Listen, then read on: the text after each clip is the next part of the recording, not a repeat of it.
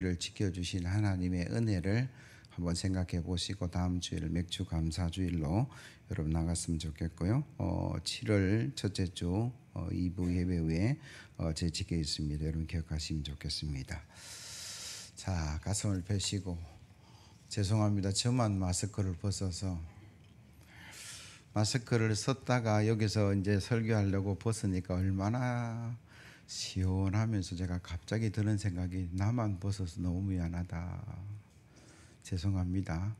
곧 전체가 벗고 마음껏 찬양할 날이 있는 줄로 믿습니다. 열왕기하 1장을 통해서 또 함께 생명의 주인이신 하나님에 관한 말씀을 나누고자 하는데 제목 같이 합니다. 시작. 생명의 주인이신 하나님. 우리가 이스라엘의 역사를 통해서 쭉 강해하면서 은혜를 나누는데 오늘은 지난주까지 열왕기상 전체가 끝이 났고 오늘은 열왕기하 1장을 시작하는 부분이에요. 끝날 부분을 제가 잠깐 빼고 오늘 열왕기 1장을 시작하는데 마지막 부분에 보면 아합이 죽고 그의 아들 아하시아가 왕이 되었는데 그가 낙상을 합니다. 그리고 2년 만에 그의 생애가 마감이 돼요. 어떤 사람은 아사는 41년을 왕 노릇했고 또 그의 아들은 25년을 왕으로 선정을 베풀면서 그렇게 행복하게 살았는데 오늘 본문의 아하시아는 2년밖에 참 안타까운 역사인데 이 안타까운 역사를 통해서 우리에게 주시는 하나님의 그 진리 또 하나님의 음성 그걸 우리가 타산지석으로 삼아야 되는데 왜 그가 이렇게 짧은 생애를 마감하게 되었을까? 왕의 권력도 누리지 못했을까? 이 말씀을 통해서 우리에게 주시는 하나님의 교훈 첫 번째가 뭐냐 그러면 구원받은 성도는 하나님의 말씀을 떠나지 않아야 된다. 여러분 1절 말씀은 이렇게 시작해요. 아합이 죽은 후에 모압이 이스라엘을 배반하였더라. 1절에 성경을 새로 시작하면서 첫 절에 배반을 기록하고 있는데 방송실에 한번 지도를 한번 보여주시면요. 북이스라엘과 남유다가 나누어져 있습니다. 색깔이 좀 다른데 위쪽이 북이스라엘이고 남쪽이 유다인데 그리고 요단강을 중심으로 해서 제일 북쪽에 지금은 시리아인데 아람이라는 나라가 그때 있었어요. 그 밑에 암몬 그리고 모압 이런 세 나라가 있습니다. 그래서 이스라엘과 유다가 연합을 해서 아람과의 전쟁이 1차, 2차, 3차 전쟁이 있었던 것을 우리가 묵상을 했어요. 그리고 그 전쟁에서 아합 왕이 패하고 죽게 된 그 이후에 아하시아가 왕이 되었는데 왕이 되자마자 모압이라는 나라가 배반을 하였더라. 이 전쟁에 지고 나니까 다른 나라가 배반을 했다라는 이야기죠. 나라가 국토가 넓어지고 왕성해지면 주변의 나라를 정복하게 되는데 이 오늘 모압이라는 나라가 배반을 했다. 그러기에 이 모압이라는 나라는 다윗 왕 때 정복된 나라입니다. 그래서 다윗 때부터 계속 그 나라를 이스라엘이 다스려 왔어요. 북이스라엘과 남유다로 나누어졌지만 북이스라엘이 계속 다스렸는데 이게 다스린다는 의미가 뭐냐 그러면 그 나라로부터 사람도 또 물질도 공급을 조공을 받게 되는 거죠. 오늘 성경 열왕기하 3장 4절 5절에 보면 모압이 이스라엘에게 바친 조교에 관한 기록이 있는데요. 모압 왕 메사는 양을 치는 자라 새끼 양 10만 마리의 틀과 순양 10만 마리의 틀을 이스라엘 왕에게 바치더니 아합이 죽은 후에 모압 왕이 이스라엘 왕을 배반한지라 그렇게 기록을 하죠. 그러니까 이게 그냥 속국에서 벗어났다 배반했다 배신했다라는 이야기는 조공을 바치던 것을 바치지 않는다라는 거예요. 힘이 약했으니까 너 농사 지어서 추수한 것 중에 얼마 좀 갖다 바쳐. 그러면 갖다 바쳐야 되는 거죠. 새끼 양의 틀에 10만 마리, 순양의 틀에 10만 마리, 도합 20만 마리의 틀을 조공으로 바쳤는데 더 이상 안 바치겠습니다. 그러니까 이스라엘이 물질적인 손해가 있었다라고 오늘 본문은 이야기하고 여러분 물질적인 손해뿐만 아니라 그 나라의 위상이 땅에 떨어졌어요. 전쟁에 피하고 왕이 죽으니까 이제는 힘이 약해졌구나. 그래서 약한 나라들이 배신을 하게 되고 조공도 안 바치게 되는. 제가 몇 년 전에 베트남에 한번 갔다 온 적이 있는데 가보니까 대한민국 위상이 얼마나 높아져 있는지 몰라요. 관광지 갈 때마다 대한민국의 노래가 나오고 안내하는 사람들이 베트남 사람들인데 한국말을 그렇게 잘해요. 그래 가이드가 하는 이야기가 뭐냐면 이거 몇 년 전에는 이렇지 않았다라는 거예요. 대한민국이라는 나라가 부강하게 되고 또 기업들이 세계에 진출하게 되고 수출하게 되고 뭐 이런 어떤 것들을 통해서 야 대한민국이 코리안 드림이죠. 우리는 미국 가서 잘 되는 뭐 아메리칸 드림도 있었는데 다들 한국 와서 일하고 싶어하고 돈 벌고 싶어하고 기술을 배우고 싶어한다 뭐 그죠. 그게 나라 위상이 그만큼 올라갔는데 오늘 본문에 보면 이스라엘이 물질적 손해뿐만 아니라 국가의 위상이 땅에 떨어졌다. 그러면서 그 이유가 뭐냐 그러면 성경은 하나님을 떠나서 그렇다라고 기록하고 있어요. 본문 오늘 읽지 않았던 바로 앞 마지막 부분의 본문을 제가 읽어드릴게요. 열왕기상 22장 51절 이하의 말씀인데 유다의 여호사밧 왕 제17년에 아합의 아들 아하시야가 사마리아에서 이스라엘의 왕이 되어 2년 동안 이스라엘을 다스리니라. 그가 여호와 앞에서 악을 행하여 그의 아버지의 길과 그의 어머니의 길과 그 이스라엘의 범죄하게 한 느바세 아들 여로보암의 길로 행하며 바알을 섬겨 그에게 예배하여 이스라엘의 하나님 여호와를 노하게 하시기를 그의 아버지의 온갖 행위같이 하였더라. 그리고 다음에 이어지는 게 모압이 이스라엘을 배반하였더라. 물질적인 손해뿐만 아니라 국가의 위상이 떨어지는 그 조공을 멈추는 국가의 위상이 떨어지는 그 어려움들의 원인이 뭐냐 그 앞에 기록한 것은 그가 하나님의 말씀을 떠났기 때문이다라고 성경은 기록하고 있죠. 구약 성경에 보면 이 본문에도 여러 구절이 그렇게 나타나는데 호세아 13장 16절 사마리아가 그들의 하나님과 함께 가기를 원하는데 하나님 말씀을 떠나고 하나님을 배반하는 그들에게 경고의 말씀들은 너무나 많다라는 거죠. 그럼 북이스라엘과 남유다가 나누어지고 북이스라엘이 아수르라는 나라에 망했는데 유다보다 140년 먼저 망했습니다. 그 이유가 뭐냐 그러면 그들이 하나님을 떠났기에 그들이 하나님 말씀을 떠나고 그들이 우상을 섬겼기에 하나님은 더 이상 이스라엘을 보호하지 않겠다라는 경고의 말씀이 이루어졌다. 그렇게 성경은 말씀하고 계시죠. 이스라엘뿐만 그런 게 아닙니다. 개인의 삶도 마찬가지예요. 우리가 다윗이 굉장히 믿음 좋은 사람으로 또 존경하는 사람으로 위대한 왕으로 이야기합니다만 다윗의 인생 중에도 요것만 빼버렸으면 좋겠다는 인생의 시간들이 있었어요. 내가 그때 그 실수만 하지 않았으면, 내가 그때 그 죄만 짓지 않았으면 하는 다윗의 생에 완벽한 삶의 한 부분이 있다 그러면 바로 우리아의 아내 바세바를 범한 사건입니다.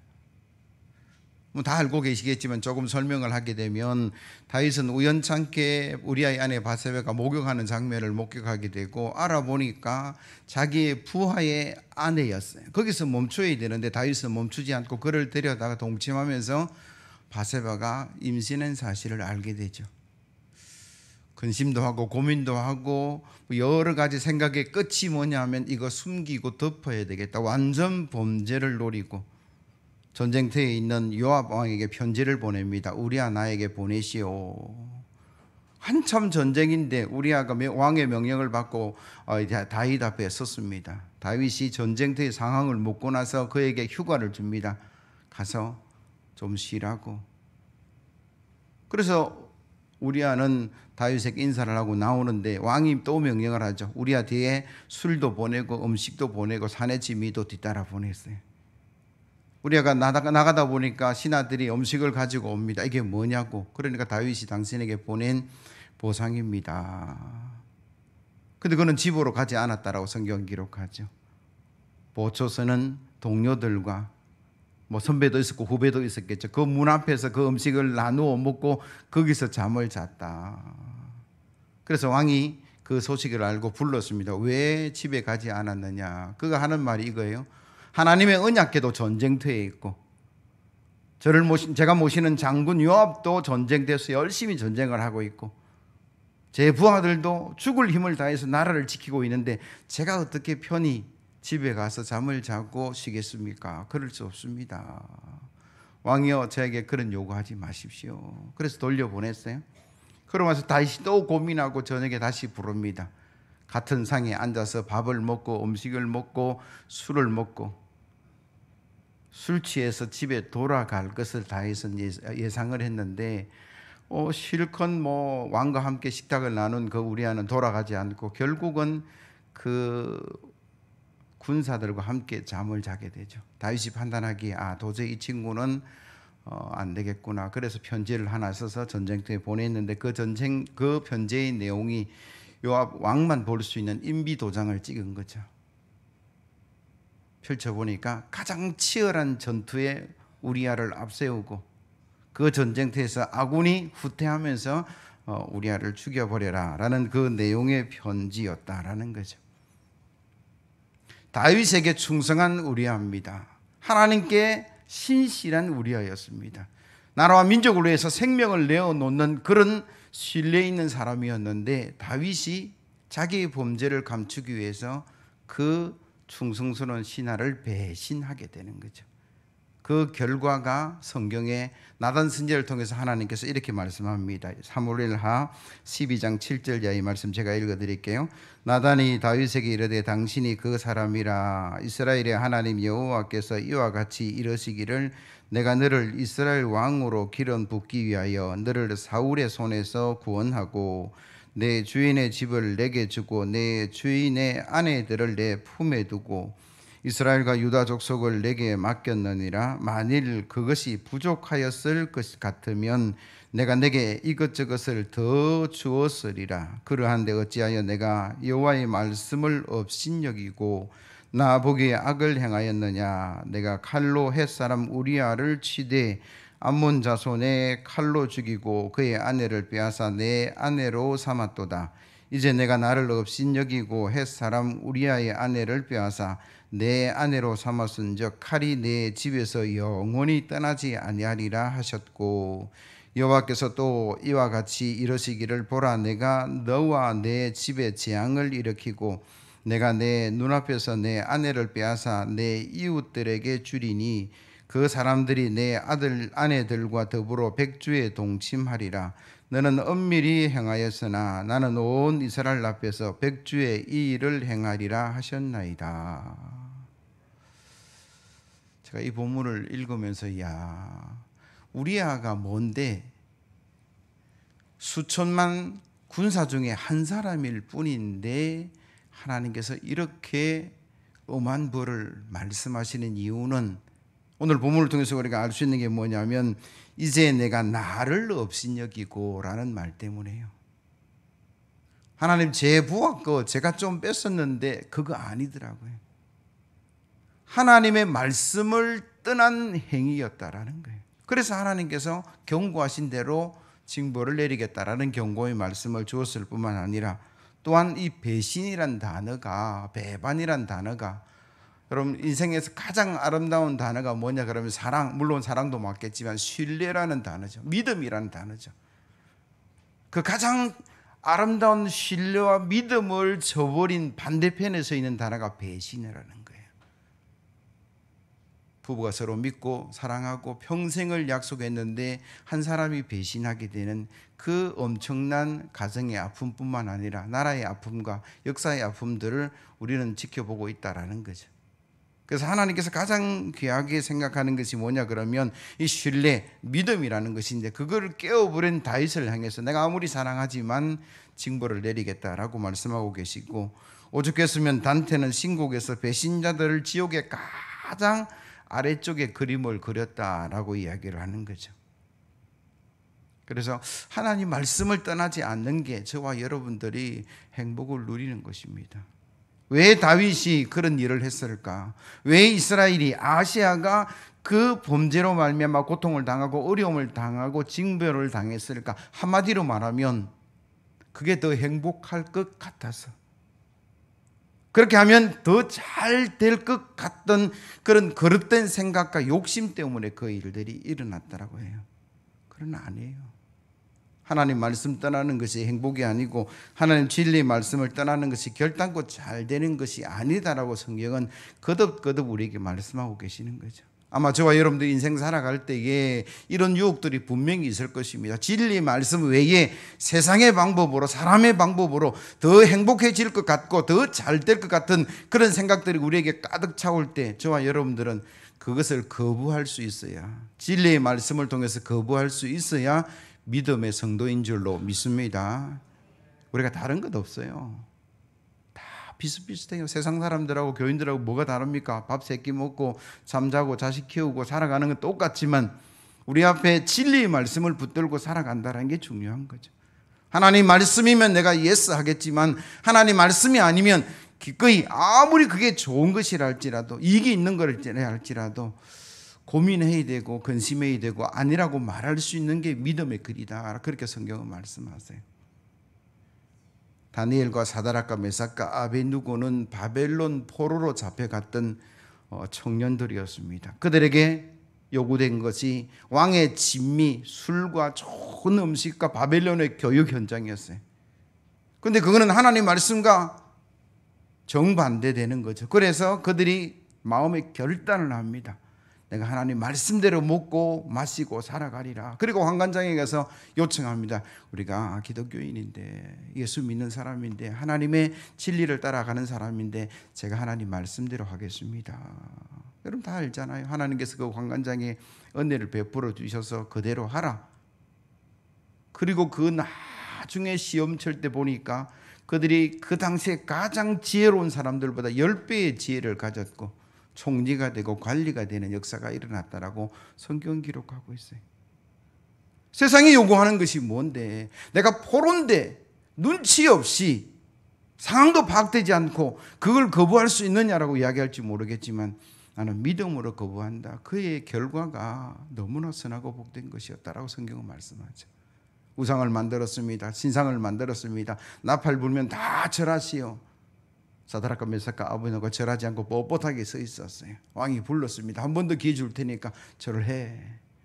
왕이여 절하지 않습니다. 그들이 한 이야기가 다니엘서 3장 16절 이하의 말씀이에요.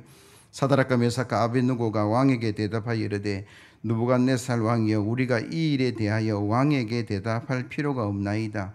왕이여 우리가 섬기는 하나님이 계시다면 우리를 맹렬히 타는 풀무불 가운데에서 능히 건져내시겠고 왕의 손에서도 건져내시리이다. 그리 하지 아니하실지라도 왕이여 우리가 왕의 신들을 섬기지도 아니하고 왕이 세우신 금신상에게 절하지도 아니할 줄을 아소서.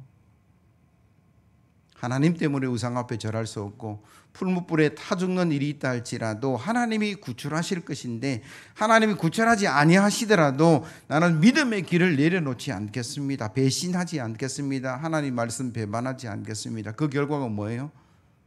하나님께서 천사를 예비하여 주셔서 그들을 끌고 왔던 군사들은 다 죽었지만 그들은 멀쩡하게 걸어 나와서 세상 사람들이 하나님이 위대함을 알게 하고 그들도 나중에 보니까 더 높은 자리에 출세하게 되는 그 성경을 우리가 알게 된다라는 거죠.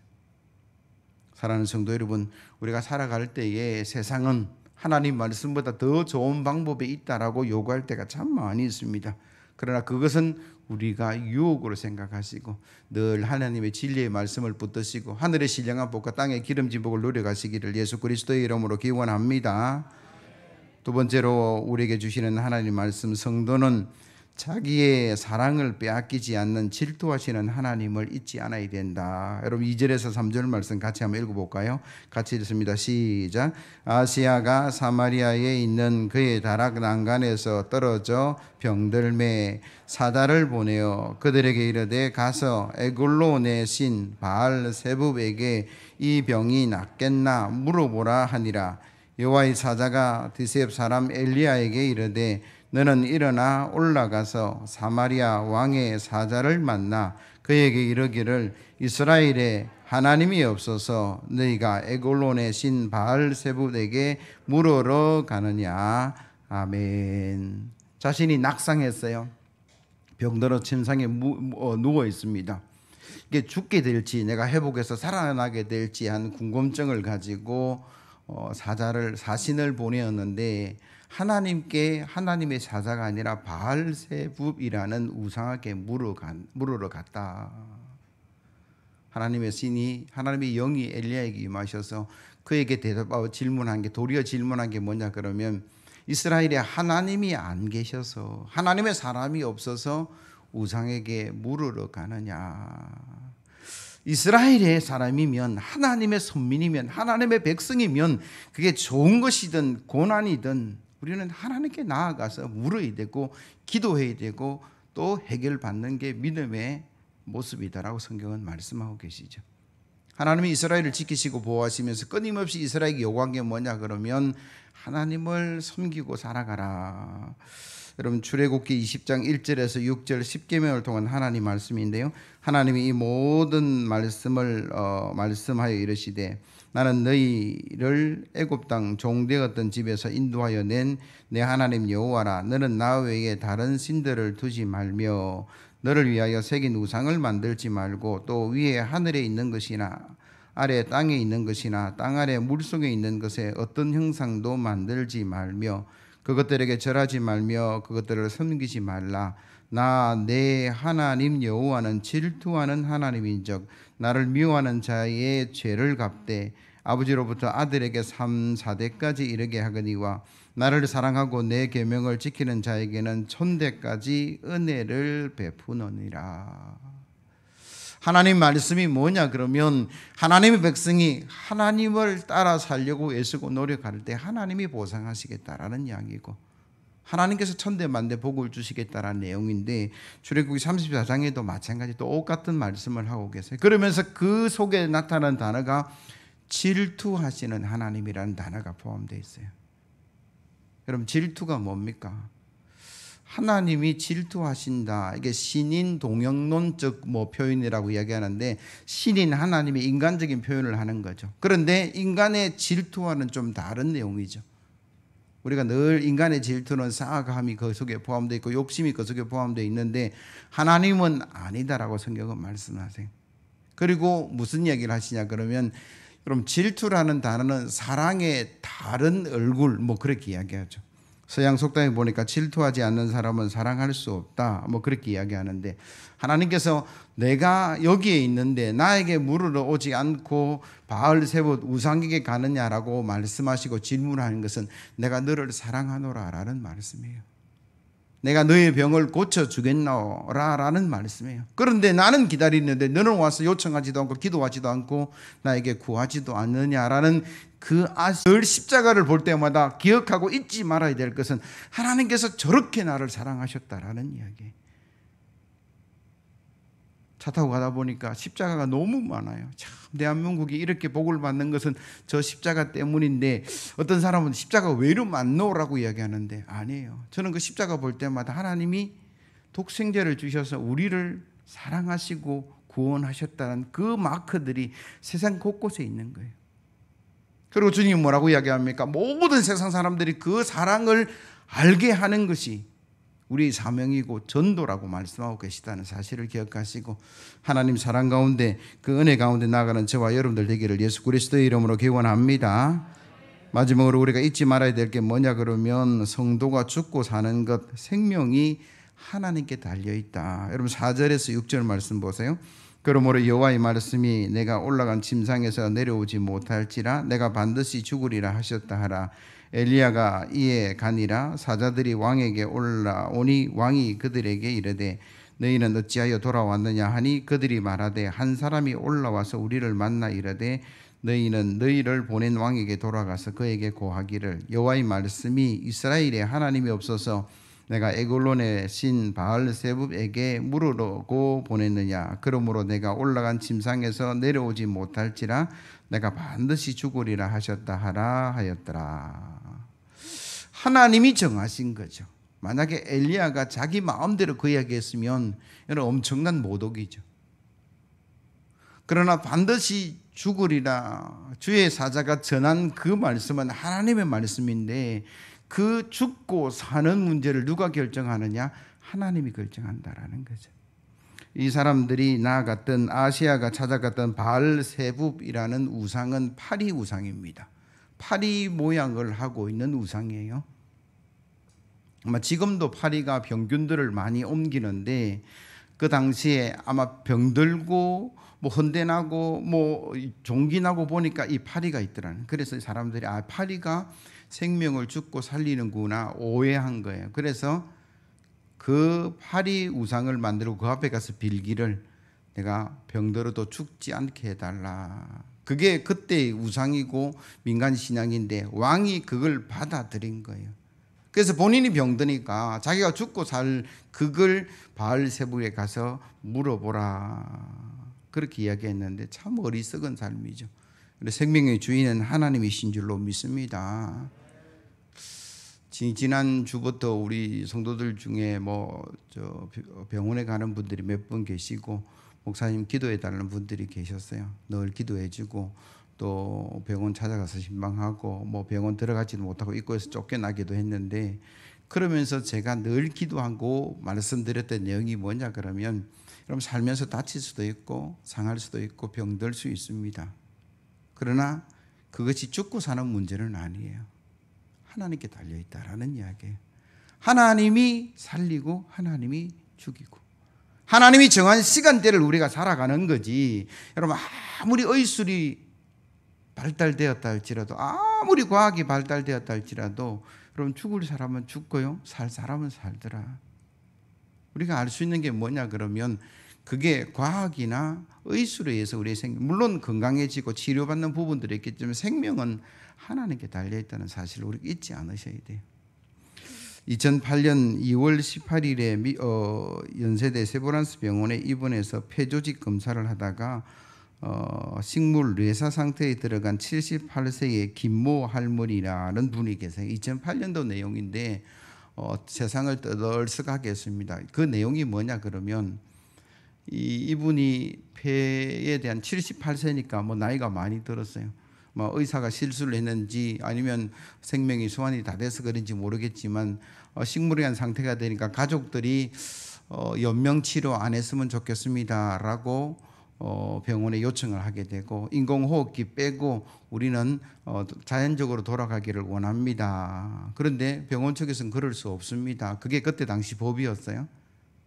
그러니까 가족들이 아니 살 가능성도 없고 회복 가능성도 없는데 굳이 고생할 필요가 있나 그러면서 법원에 이거 연명치료 중지해 달라고 병원 측을 통해서 병원에 대한 상대를 해서 고발을 한 거죠. 그러니까 법원에서 판단해 보니까 그게 맞는 것 같아서 가족의 손을 들어줬어요. 그 병원 그걸 또 받아들이지 못하고 항소하게 되죠. 고등법원에 갔는데 또 뭐 몇 달을 걸려서 판결이 나온 게 가족 손을 들어줬어요. 병원 또 대법원까지 갔어요. 결국 대법원의 판결이 뭐냐면 가족의 손을 들어서 연명치료 중지하시고 인공호흡기 떼시오. 제가 자료를 찾아보니까 2008년 2월 18일에 입원해서 사고가 났는데 2009년 6월 23일에 인공호흡기를 뗐어요.